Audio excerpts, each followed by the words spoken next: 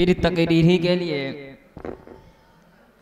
آخری مقرر کی حیثیت سے محمد احسان گریڈوی متعلم عربی دوم کو دعوت دیتا ہوں کہ موصوف تشریف لائیں اور تقریر پیش کریں۔ موصوف کی تقریر کا عنوان ہے دنیا کو اسلامی طرز حکمرانی کی ضرورت۔ السلام علیکم ورحمۃ اللہ وبرکاتہ۔ نحمده ونصلي على رسوله الكريم أما بعد قال رسول الله صلى الله عليه وسلم سيد القوم خادمهم۔ معزز و موقر علماء کرام، حضرات حکم صاحبان و سامعین باتمکین، آج کی تڑپتی ہوئی دنیا کو اسلامی طرز حکومت کی ضرورت ہے۔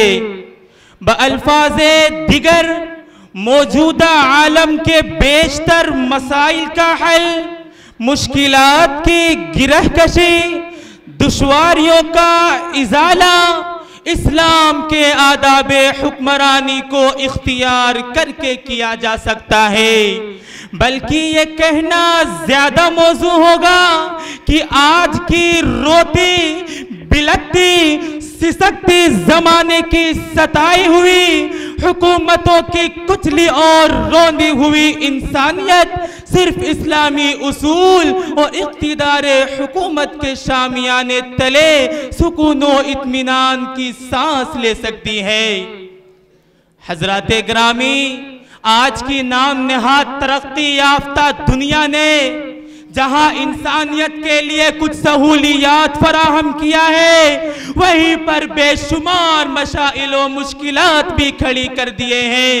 متنوع مادی ترقیات نے ایک طرف نگاہوں کو مخمور، دلوں کو مسحور اور ذہنوں کو مسرور کیا ہے، تو دوسری جانب دلوں کا سکون، روحوں کا قرار اور زندگیوں کے بہار کو بھی چھین لیا ہے۔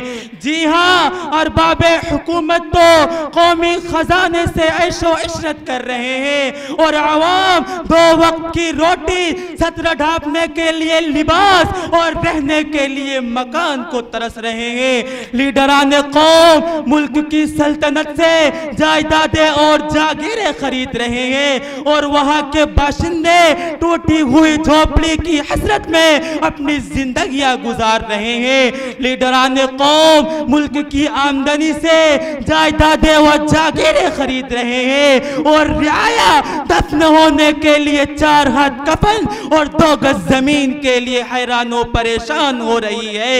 ان کے کتے متنوع غذائیں کھاتے ہیں اور ان کے عوام دانا دانا کو ترستے ہیں۔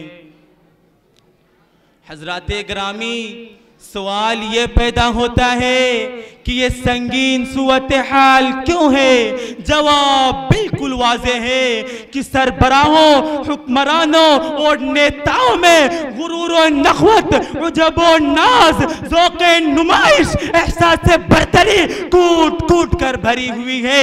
حصول حکومت و قیادت سے ان کا مقصد خدمت خلق نہیں بلکہ حصول دولت و شہرت، عزت و عظمت، سکون و راحت ہے۔ اس لیے کرسی اقتدار پر براجمان ہونے کے بعد نہ انہیں ملک کی فکر ہوتی ہے، نہ رعایا کا خیال، نہ عوام کی دیکھ بھال کا جذبہ، نہ ان میں خادمانہ مزاج۔ لہذا ان سب فساد و بگاڑ کی تردید کرتے ہوئے مذہب اسلام نے اپنے ماننے والوں کو حکمرانی کے لیے بجن رہنمائیاں کی ہے اور یہ تاکید کی ہے کہ حکومت و قیادت عیش و عشرت کا زینہ نہیں بلکہ خدمت انسانیت کا وسیلہ ہے۔ منصب جہاں بانی و حکمرانی پھولوں کی سیج نہیں بلکہ کانٹوں کا تاج ہے۔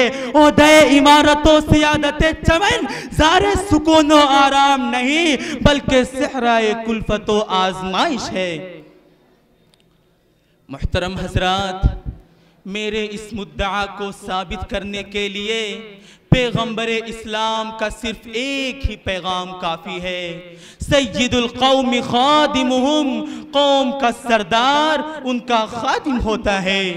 دنیا نے دیکھا کہ پیغمبر اسلام کے ماننے والوں نے اس فرمان کو عملی جامہ پہنا کر دنیا پر یہ ثابت کر دیا کہ حکمرانی کے نقشے میں کار خدمت کرنا، تخت شاہی پر ہوتے ہوئے فقیری کرنا کچھ مشکل نہیں ہے۔ تاریخ ہمیں بتاتی ہے کہ حضرت ابو بکر خلیفۃ المسلمین ہونے کے باوجود ایک بوڑھی عورت کی بکریاں دوہا کرتے تھے۔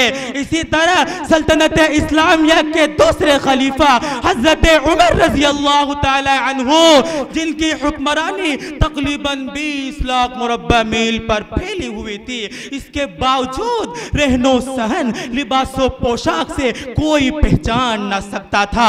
آئے دن ہم یہ واقعہ پڑھتے اور سنتے ہیں کہ حضرت عمر کی نگاہ گشت کرتے ہوئے اس خیمہ پر پڑی جس کے باہر ایک شخص عالم اضطراب میں ٹہل رہا تھا۔ اس سے ماجرا پوچھا تو اس نے جھل بھن کر جواب دیا کہ خدا رحم فرمائے امیر المؤمنین پر کہ ان کی سلطنت میں ایک پردیسی مسافر پریشان حال ہے، ان کی رفیقہ حیات درد ذہ سے نڈھال ہے، لیکن ان کو اس کی کوئی فکر و خبر نہیں۔ یہ سن کر عمر خوف الہی سے کانپ اٹھا، عمر خوف الہی سے تھر تھرانے لگا، عمر خوف الہی سے کانپنے لگا۔ فوراً وہاں سے واپس پلٹے، ایک بوری میں کھانے پینے کی چیزیں بھری، اپنی اہلیہ کو ساتھ لیا، وہاں پہنچ کر اپنی بیوی کو خیمے کے اندر بھیج دیا اور خود باہر کھانا بنانے میں مصروف ہو گئے۔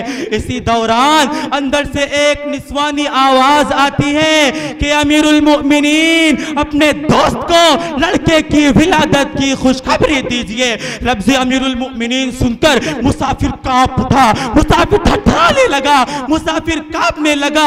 حضرت عمر نے اس کی کیفیت دیکھی تو فرمایا کہ اے مسافر، گھبرانے کی کوئی ضرورت نہیں ہے، تھرتھرانے کی کوئی ضرورت نہیں ہے، تم نے جو کچھ بھی امیر المؤمنین کے بارے میں کہا وہ سچ ہے، یقیناً مجھ سے اپنے فرض کی ادائیگی میں کوتاہی ہوئی ہے۔